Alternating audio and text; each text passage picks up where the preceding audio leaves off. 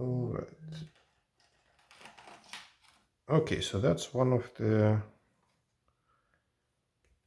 automotive GPS, standalone GPS systems, not smartphone based.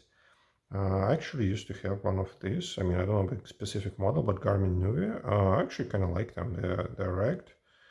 And they're specifically designed for cars. I mean, in cases where you don't want or can't use your smartphone. So let's see if what we can do here. That actually, these are probably the last devices what I know of that use not micro or USB-C cables. Instead, they use the mini USB, those ones. I haven't seen those being used in a long while anywhere else, literally. But apparently, it's a thing for car GPSs. So I'm not sure why, but let's see. And okay, yep, that's the connector. Okay, it's on, it's drawing power. Okay, it's booting. That's good.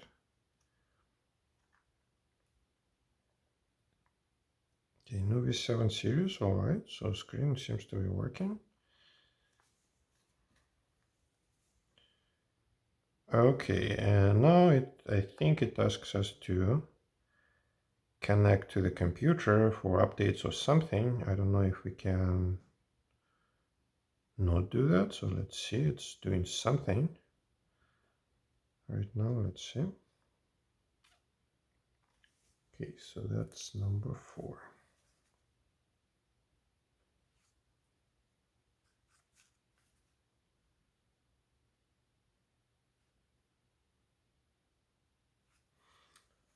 No, it seems that it wants us really to connect to the PC. Okay, one other thing we can try is actually just to disconnect the cable. And if it's charged, no, it doesn't seem to be the case. Yeah, it's either not, well, it doesn't seem to be charged. Okay, so again, so the power is there. Could be just a software issue, so we'll find out what we can do. Some kind of new, okay, actually the model number should be somewhere in here. Can we see it?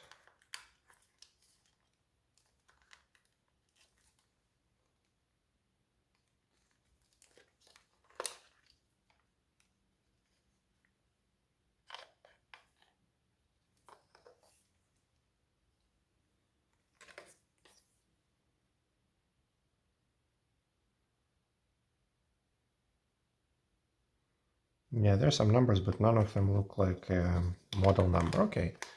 It doesn't really matter. So it's Garmin nuvi 7 something. And what we have power.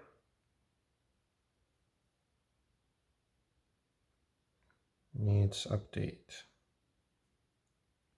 Maybe.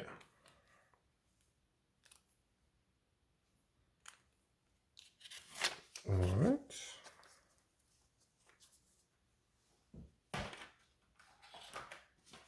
Today we're getting a closer look at Garmin, one of the Garmin automotive GPS devices.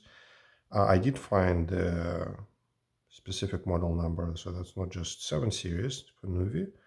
That's specifically 760, and the model number was hidden right in, oops, here. Let me see if I can show you. So right here. So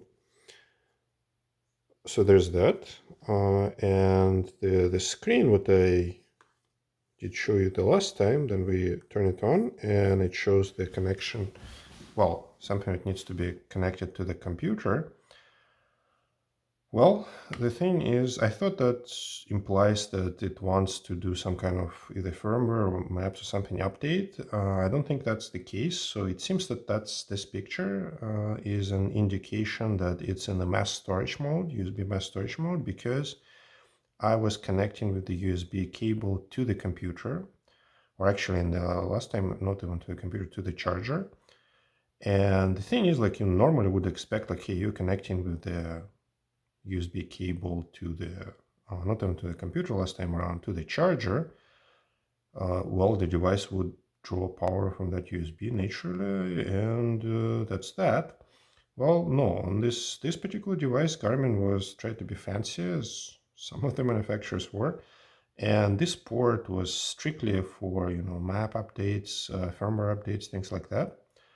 They specifically did not want you to charge from that cable, and if it detected specifically the regular USB cable, which it was, I mean the computer USB cable, then it switched to mass storage mode and did not charge at that. That was very specific, even though it wasn't connected to a computer.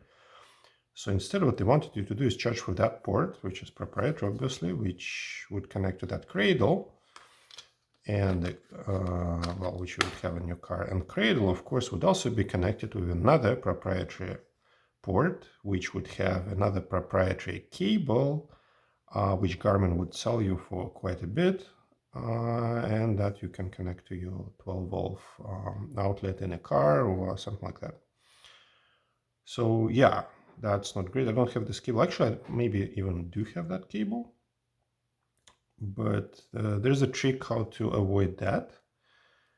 And actually trick the device to actually boot up while being charged from the USB cable. And maybe I'll show that later. But the real issue that I found out a little bit later, so what I have here is, yeah, dead battery potentially. So yeah, so even if I connect with the USB and it clearly draws power from USB cable and I can boot it up, as soon as I pull out the cable, the device goes dead. And obviously I can't turn it on like that with the power button. So the battery inside is at the very least completely discharged. And it doesn't seem like I was able to charge it with my USB cable, even when I was able to trick it to boot up. So I think the battery is dead. I mean, we can try to revive that actually and see if that works. Because I don't think even if we connect the regular cable, regular as in like proprietary cable, if I can find it, I think we'll have the same issue as with connecting with USB here. So it will power up while on the cable and would go completely off without the cable. So let's do the usual thing, disassemble it, find what's the battery inside. It's not user replaceable, not easily user replaceable, but it is. I mean, most of them are. And yeah, then we'll see if we can actually revive it externally via charger or some other means. And yeah, and basically we see what's the deal there. All right, so let's get started. So we don't need that. So these devices are still relatively straightforward compared to modern smartphones that are all glued in. So we have two screws here. I think these are T5s, which we can quickly take care of.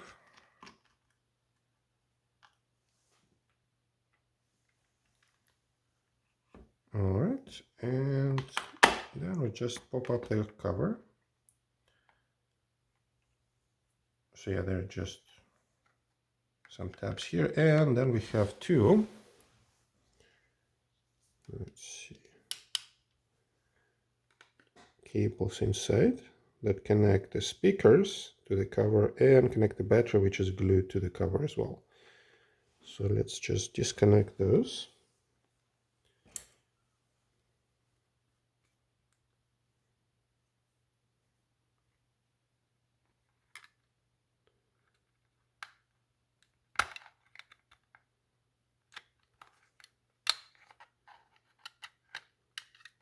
Okay, that's one.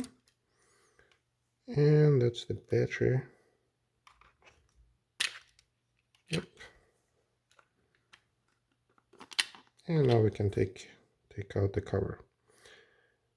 All right, so yeah, that's the actual device. That's the cover with the battery that we're interested in. So again, as usual, that's just the regular LiPo cell. Well, VGI on here, 3.7 single cell with the connector here, not just the terminals that we saw in some previous ones. So let's see, and then yeah, this connector is very tiny. So without going directly to the, I mean, we can open up the battery a little bit and go directly to the battery terminals. But we may not need to. We may try to connect directly to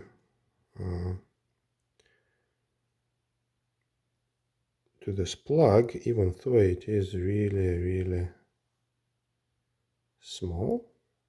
Yeah, we'll probably go through here because yeah, sticking anything in there would be really tricky. All right, so let's try to measure it. If we have anything, I mean, I'm pretty certain I know what the answer is. And we'll need to have different leads because this one's not going to be good enough. That's like way too thick for that work. But I have some needle connection, or leads like that. They're literally like needles. All right, and yeah, I don't want to disconnect the other lead, so we'll just hook them up temporarily like that.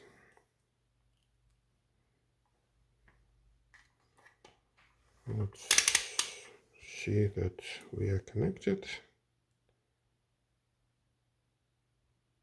Yep. Yeah, there's some resistance going on. But okay, that should be enough. Okay, let me just try another battery off screen that I can connect to. Yeah, and it can show a 3.98. All right, so let's see if we can get anything in here. There is literally nothing in there. Okay, just to make sure that the green one is the temperature, because the three lead connector is likely to be just that. The third one should give us a few kilo ohms if it's just the resistor for the, yeah, so you see we're getting about 10 kilo ohms, which is somewhere like in the vicinity of what you expect from the thermistor for these batteries. I think usually it's a bit less, but still in a few thousands. Okay, so what we care about is the black and the green, sorry, black and the red ones. So let's see if we can just bump it up just like that and see if that would be enough for the, because yeah, it's really prefer not to stick with those connectors, charging for that. But I might be able to bump it with those and see if the device itself will be able to pick it up from there and start charging it. And if not, we'll probably need to disconnect the battery from the case and look for the actual cell terminals under the wrap and connect there. All right, because I mean, ideally you would just have the connector like that, but I don't have it unless I desolder it from the board, which I don't want to do, too much hassle. All right, so let's try to boost it up just from here. And okay, let's disconnect that. Let me connect it to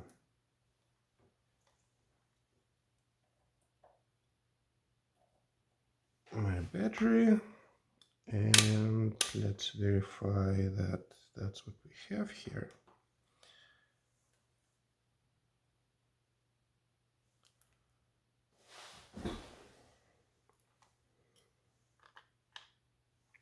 So Yep, we have almost 4 volts on the needle leads right now, and let's try to boost that battery. Alright, so that didn't quite work out. I don't think I'm making a connection unless the battery is completely dead, as in like have no continuity there whatsoever. So next step before I'll actually take out the battery, because it's glued in, I ideally prefer not to do it. I can just strip out the wires here and connect there directly. So that should make at least a good connection, and we'll see if that should be enough. So let me just get to that. Alright, so I hooked it up to the wires with a strip just a little bit there. Alright, so now let's see. And as you can see, there's still nothing on the battery itself. So let's see if we can bump it up. And if that actually gonna give us anything.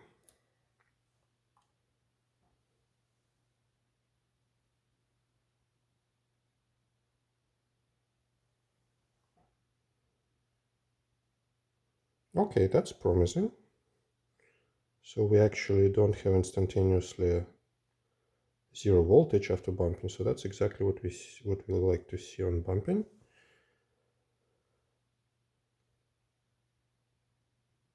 Yep, so let's see if we can start the charging process.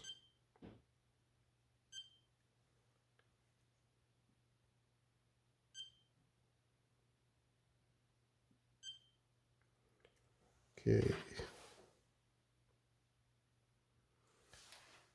And this one is supposed to be 1250, so let's go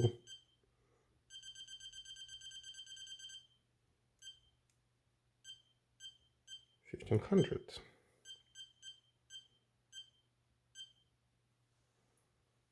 All right, and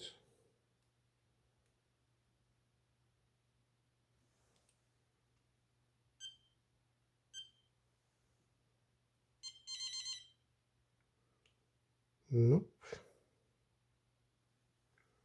All right, let me try something else. Okay, so I found out that battery might actually be beyond any repair, as in that literally just does not accept any power flowing in. So that might be entirely dead, which is unusual. I mean, most of the cases I was able to do something.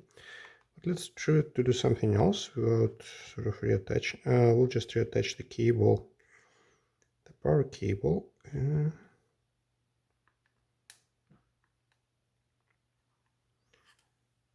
doing it upside down.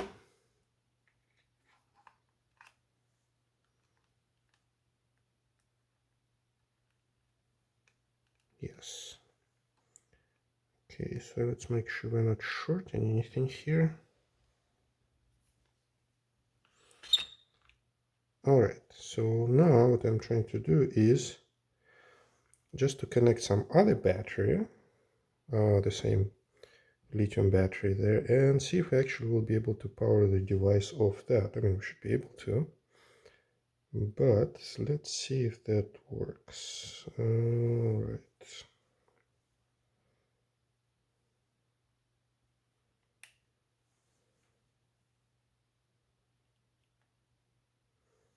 Okay, so battery connected. Let's see if we'll power up. All right, I saw something on the screen.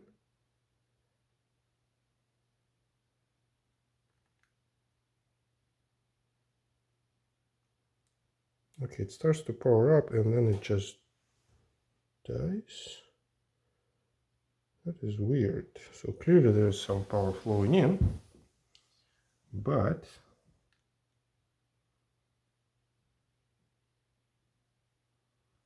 is it just not enough?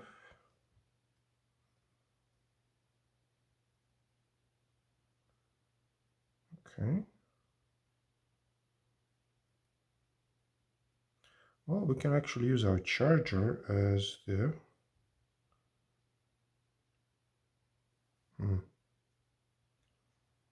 because because this battery might not be great. So let's see if that would help. All right.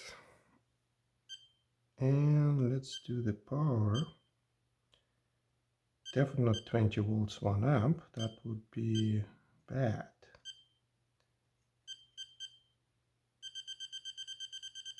So what we want to do is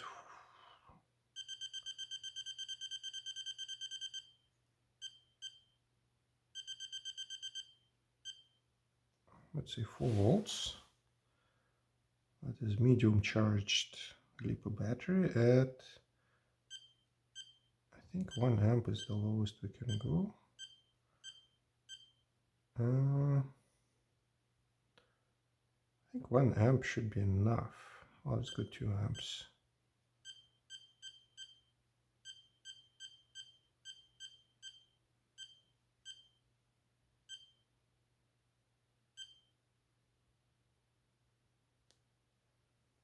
Okay. Now, if we power up,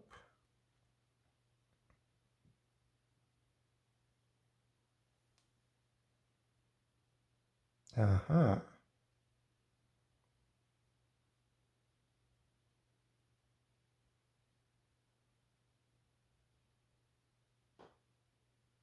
All right, perfect. So we boot it up on the battery.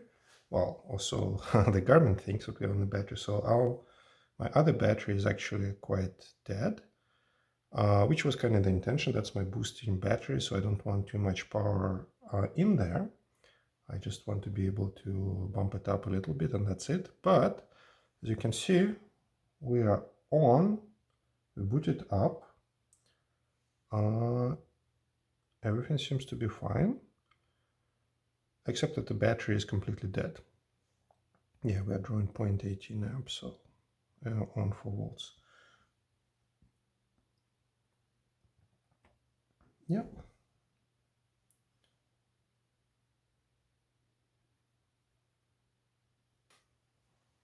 So what I will need to do is to find out either the replacement battery or a J-rig replacement with some other cell. And yeah, then it should work. All right, so I decided to do one step further, or a few steps further if you want, and deconstructed actually LiPo cell here. Not necessarily something I would recommend doing if you don't know what you're doing. But in this case, well, it certainly looked completely dead. And sometimes that might be helpful if you have the battery, as quite often these batteries have proprietary either connectors or something like that. Or you see like there's a BMS sorts at least in there. I don't know if it's BMS or at least some kind of circuit, and sometimes you just don't have a replacement, so you have to work with what you have. So let's see if we can still do something here. So now I'm exposed to actual cell terminals, so that's positive and that's negative. And actually now it doesn't look completely dead. So let's see on those terminals. Look at that, we have 0.45 volts, which is certainly way more than we measured at the connector. So there might be something in there. All right, so let's see if we can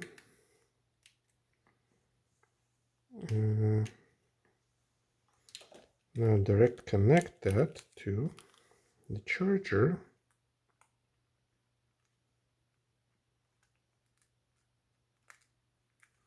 Yeah, you see it actually detected it at 45.8. I think that might be enough. I think it needs 0.4 something. Well, let's see if we can start it up. No, that's a bit too low. But now we should be able to boost it up a little bit. Let's see, where are my leads?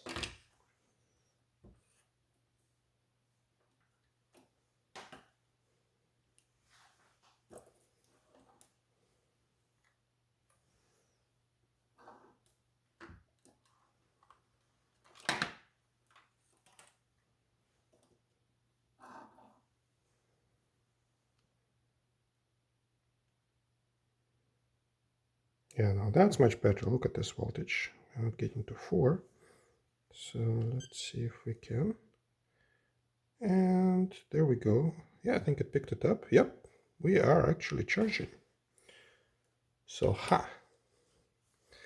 well, we'll see if that actually goes through, but at that moment we are actually charging this battery, and we'll see if that actually brings back from dead. That would be cool. But again, like, yeah, be really careful with those things. So then I was opening it up. Obviously, I'm just using the, where's my, just plastic tool, no metal things. No shorting anything, even though it looks completely discharged. Yeah, there's like I thought it was completely dead, but there's still some power left there, because there's still some voltage in there that now we can see on the cell itself. So yeah, let's see how it goes, and we'll get back to that later. Alright, so the charge completed. So yeah, I don't think we're actually getting out of that anything. I really tried, but as you can see, we only pumped out 300 milliamp hours, which is not a lot. And most of that was probably wasted because you see, just a few hours later, the voltage instead of 4.2 that it should be at fully charged, well, maybe a little bit less, it's like 3.78 already. So it's, yeah, there's nothing that this battery can do.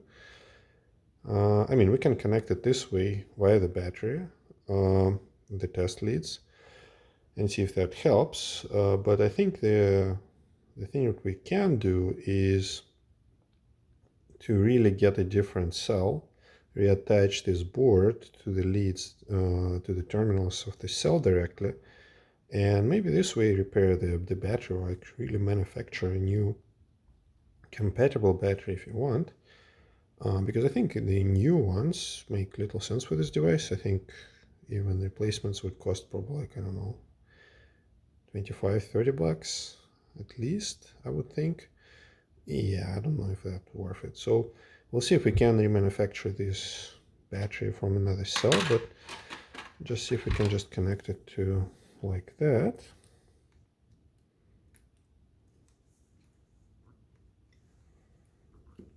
Okay. Yeah, I don't think that battery is producing any output even after all this charging.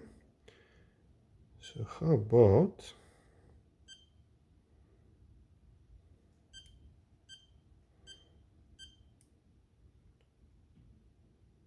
we'll do our power supply. Okay, so we are producing 4 volts here.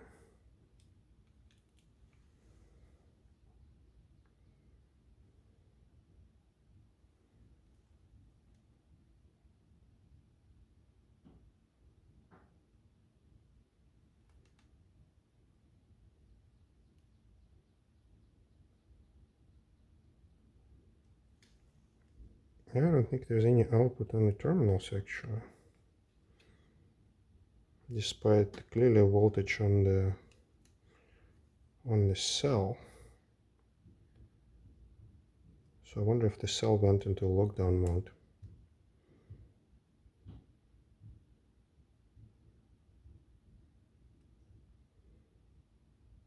That probably is the case.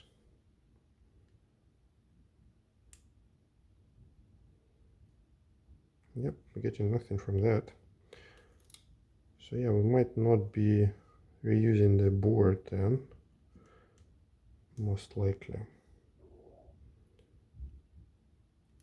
Okay, then we'll see what we can do about that later.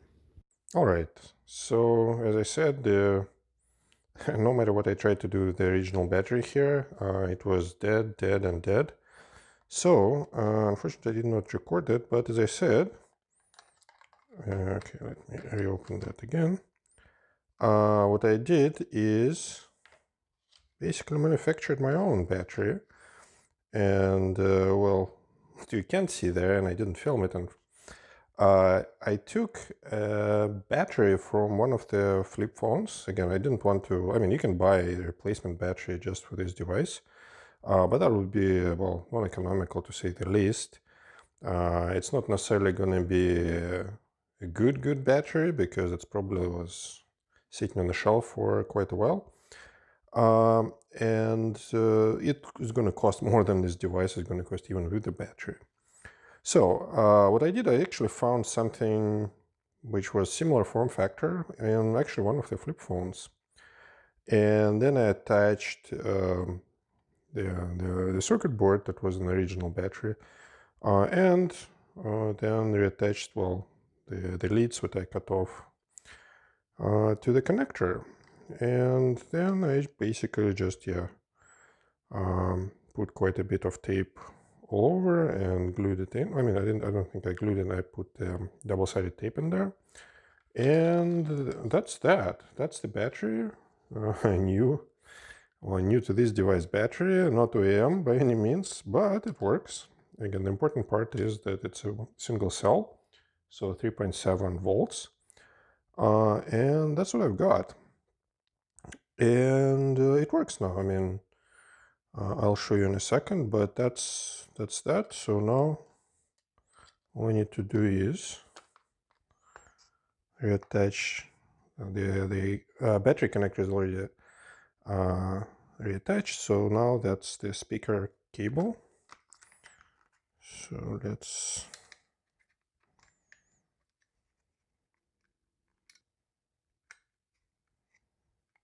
like so. And now we can close the shell.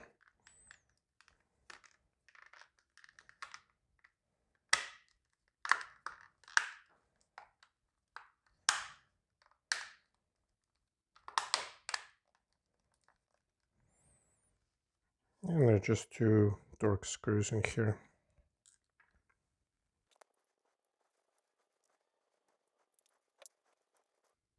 All right, that's done. Turn it on.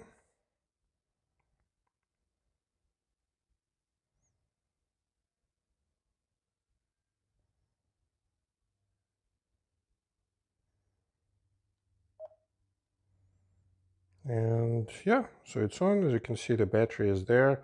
It's not gonna be, not gonna last very long, but you can see it's operational. We don't have any cables attached. Just show map info. So I managed to update the maps to City Navigator North America 2022.25, so pretty recent.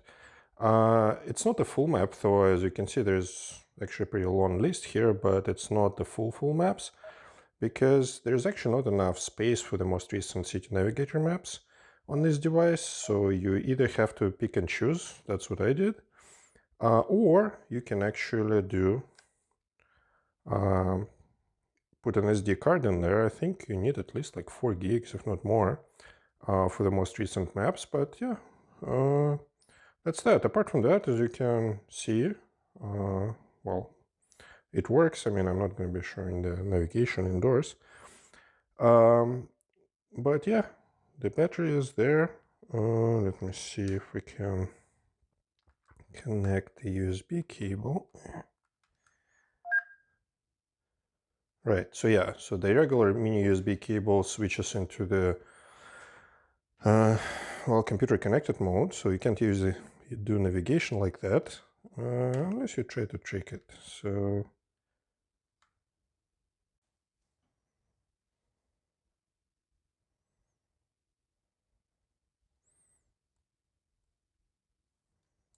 right, and now we are on USB power. Can check some debug info. Yep, power source, USB, charging, battery capacity at 100%. Well, I mean, it is, but the capacity is probably not great. Anyway, so yeah, everything is working. This device is ready to go. So with that, I'll see you in the next episodes.